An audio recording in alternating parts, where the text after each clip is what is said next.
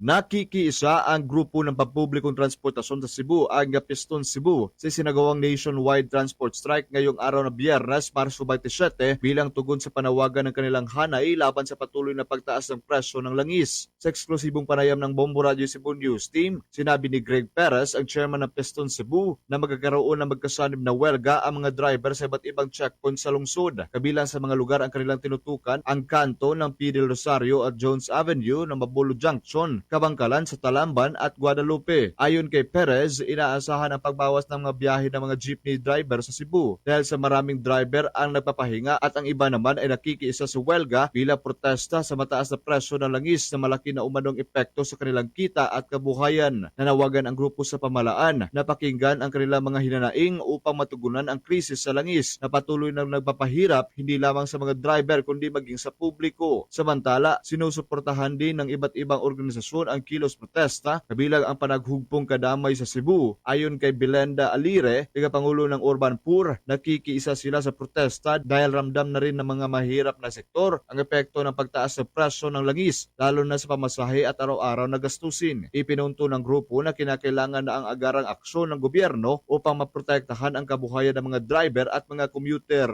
Kami mga Urban Poor, kasali kami kasi ang pinakaunang matamaan sa mga pagsaka ng presyo ng panilihin, kami ang mga Urban Poor.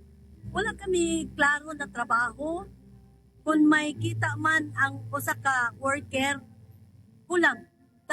Malaking kulang. Kaya gusto namin, ipanawagan namin sa sambayanan na magsali sila kasi tayo ang lahat ang makinabang. Mula rito sa lungsod at lalawigan ng Cebu, Bombo Nathaniel Sandoval. This is Bombo Radio Philippines, the #1 and most trusted source of news and information. Basta Radio. Bombo!